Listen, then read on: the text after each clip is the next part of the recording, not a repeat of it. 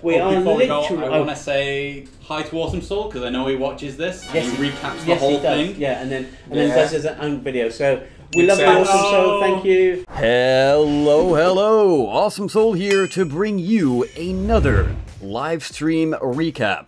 Of course, referring to the official live streams that Freejam host every Friday. If this is your first video of this kind, the link to the official live stream is in the description down below, and when I go over the points, I will read out the time codes for you to check out yourself. Now, without further ado, let's go over the points that were discussed in the live stream. At the 21-minute mark and 10 seconds, they talk about multi-shaped Teslas. Now, if I remember correctly, this was brought up in the last live stream they did. Somebody asked if there will ever be other Tesla shapes, and they said they did want to make them. Sort of in the shape of a lance kind of thing, or like a sword almost. But as of right now, they are not in development. So no development resources have been put towards multi-shaped Teslas as of yet. For you Megabot lovers out there, at the 33-minute mark and 25 seconds, they bring up how energy will work for Megabots once they are finally added to custom games in Mark III. And what their current plan is that all Megabots will use the same power as a 2000 CPU bot. But since they are only available in custom games, you can use the custom games energy slider and figure out how much energy you want and sort of do things that way. Again though, that seems to be their current plan.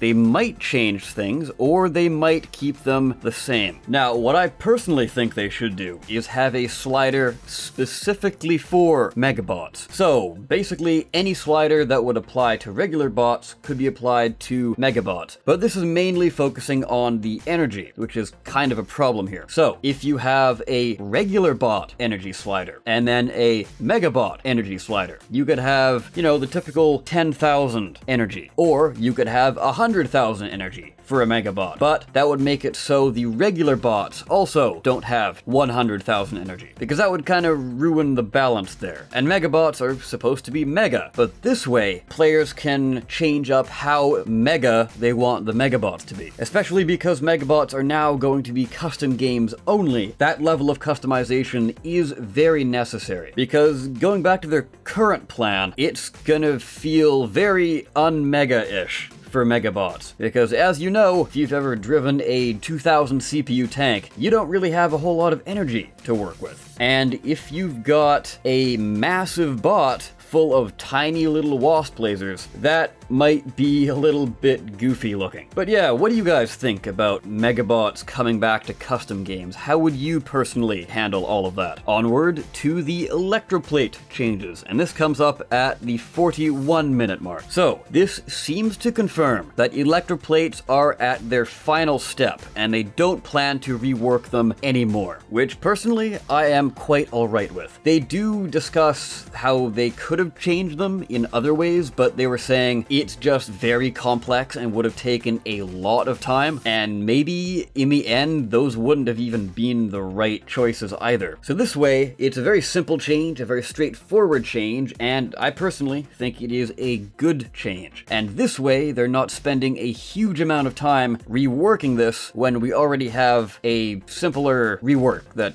well, works. One thing to note though, that I haven't really heard a lot of people talking about, is the PSK, because of the shield removal, is pretty much nerfed into the ground. Which, I mean, to be honest, wasn't really much of a move from its already abysmal state. But now, because there's no shield value in the game, the bonus damage it had to the shield value is rather obviously non-existent anymore. So any tiny little niche that it might have been digging out as a counter to those electroplate sausages is now completely gone. So hopefully we will see a rework to the Proto-Seeker sometime soon. And I guess this would be a good time to plug the fact that I did a rework concept video for the Proto-Seeker, turning it into a more of an anti-group weapon. So if enemies are really close together, it'll be good at taking those out. If you have time, go check it out. It does seem a little bit complicated, but if you actually boil it down, it's fairly simple. I just go into a lot of detail on how exactly it could work, so it might be a little overwhelming. Anyways, onward to to the 52-minute mark, and they talk about how the nano visual effects might be changing, but not too much.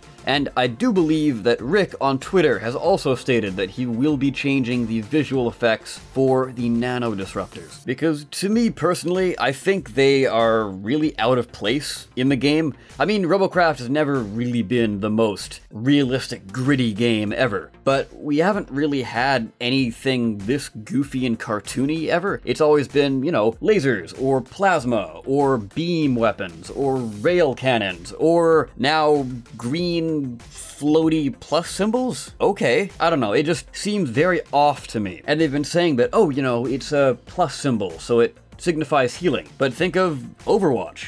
You know, you've got Mercy's healing beam, which is a healing beam. So we've had a healing beam, why not keep the healing beam? That's not to say I don't like the new playstyle of the nanos, I do kind of like them. That's not the problem, it's just simply the visual effects. The weird hologram plus symbols. I don't know. It's not really that big a deal, but just figured I'd give my thoughts on it. Anyways, at the 58-minute mark and 15 seconds, they talk about insect legs. Somebody is asking if they will ever be fixed. I personally haven't been having too much trouble with them, but admittedly I've been using very low to the ground builds. I have tried my older builds that were very high mounted, I guess you could say, and yeah, they are a little wobbly and tend to fall over. So if you are having trouble with insect legs for now, try building low to the ground bots, which personally I think is where insect legs shine, keeping a low profile. It's somewhat wide, but a low profile is definitely something you should be taking advantage of with this movement part. So they say here that they want to improve them, but after the wings have had their rework, and that is only a maybe. If they can find the time to do it and they think it's important enough, then they will go ahead and do it. As a little aside here, for those wondering how exactly they gauge what's important and what isn't important, it is basically how much feedback they get from multiple people. So if you have a problem with a certain thing, go on the forums, make a forum post about it, go out to their Twitter and tweet at them, respond to their tweets, or maybe get a hold of them some other way. Live streams are also a good way of doing that. They also said videos of bugs as well are pretty important. So giving them video evidence showing why exactly the problem you have is as big a problem as it is something that they really appreciate. That was covered at some point in the live stream, but I can't quite remember where it was. But yeah, figured I'd throw that in there. It's fairly important. Now here's a little interesting bonus tidbit. It doesn't really amount to a huge amount of anything, but I figured I would toss it in here as well. At the 1 hour and 8-minute mark, somebody asked if there are any ideas for new modules. And they responded with a area of effect damage over time module. So perhaps like a plasma bombardment that would keep the ground lit on fire, or like little plasma wisps coming out of the ground constantly. But from the sounds of things, it probably won't ever happen, because at the 1 hour and 10-minute mark, somebody asks, will there ever be a damaging module? And they respond with pretty much they generally try and avoid them, because that's not exactly the point of modules. And yeah, I personally agree with that. Weapons should be the thing that damage people, not a giant sky strike. Although interestingly enough, they did reveal that the EMP actually started as this kind of artillery strike thing, it seems, and then turned to a simply disabling module. With that out of the way, we can get into the extra juicy stuff, and that is what exactly is going to be happening in the Aerofoil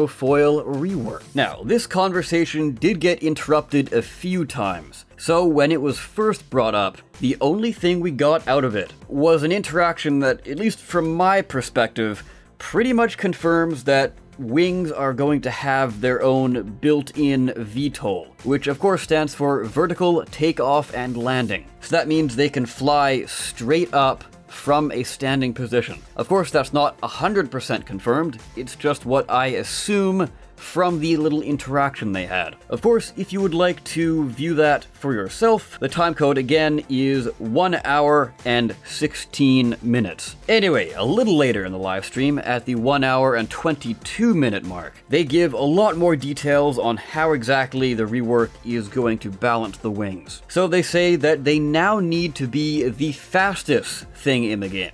You thought wheels were fast, but these things are going to be even faster somehow. But still not the most agile. They say that drones will be the king of agility still, but not speed. And another goal they have is to let them stop on capture points, and they will also support camera controls. Now, if that does not sound like VTOL, I don't know what does. So, to summarize, they will be super fast, they will be more agile than they currently are, but still not the most agile, support camera controls, and most importantly, they will have the same level of rework as wheels, if that wasn't clear enough. But that also hints that perhaps we could see a model rework as well, possibly some size increases or some size decreases. We really don't know. And of course, if they actually do have the built-in VTOL feature, we could possibly see some built-in thrusters on these wings as well. Or at the very least, hover jets to keep them stable in one place, but not necessarily enough to give them thrust. Speaking of thrust, at the 1 hour and 27 minute mark, they talk about a little plan they have to rework the thrusters. But it was a little bit unclear personally.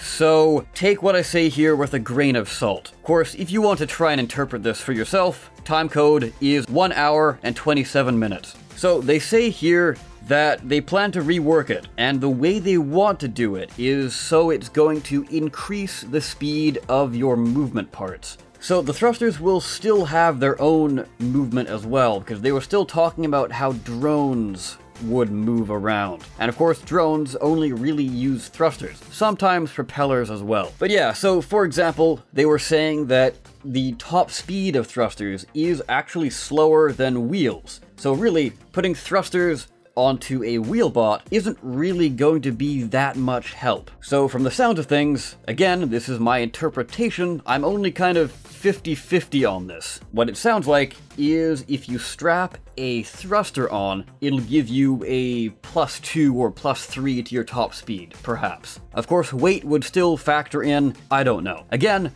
I'm very, very unsure of how to interpret what they said here. So go ahead and check out the link in the description and check out the timecode. But if that is what they're going for, I personally would be all for it. Because thrusters are good for a few things, but not exactly what they were kind of intended for. Because obviously drones were never really the intention of thrusters. The intention of thrusters was to make your hovercraft or your car go faster. But they're not really used for that, especially now because the wheels have an insanely high speed, and the top speed of thrusters is a lot lower than that. So yeah, in a way, this would also kind of turn them into a passive module, almost, if you think about it. Like strap on 4 thrusters and you would gain +10 speed, or something. I don't know. But if that is what they're going for, what do you guys think about that? Do you approve of that, or would you like to keep thrusters how they are? Or would you like to change thrusters in some other way? At the 1 hour and 30 minute mark, they bring up the fact that there could possibly be some more changes coming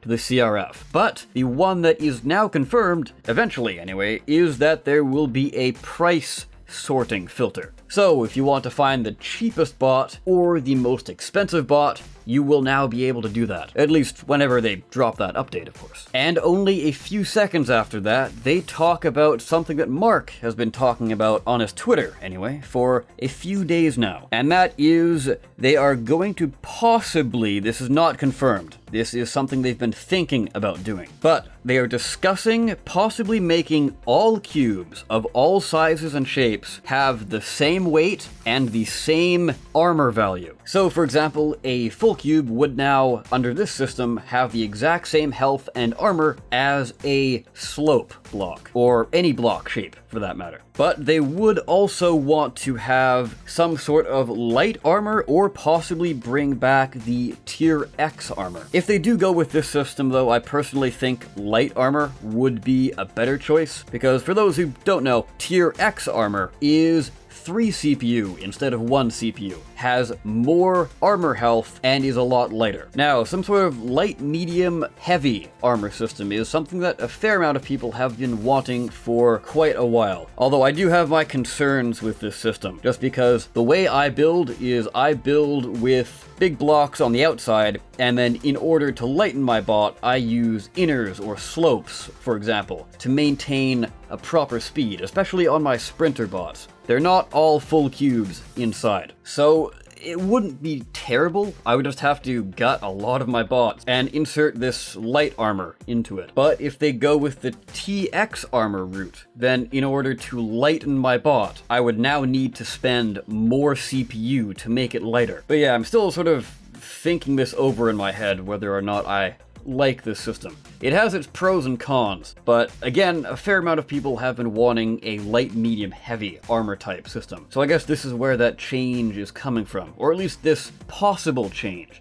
But if you would like to weigh in on this, go to Mark's Twitter and give your thoughts on everything. Or the forums as well. I also recommend checking that clip out in the live stream. If you go to the 1 hour and 30 minutes and then about 50 seconds, you should find that clip. And they talk about that for 6+ minutes, I think. So they go on and in quite a lot of detail for a little while. Anyways, guys, that will do it for today's episode. I thank you all so very much for watching. I, of course, have been the Awesome Soul, and I will see you next time. Take care.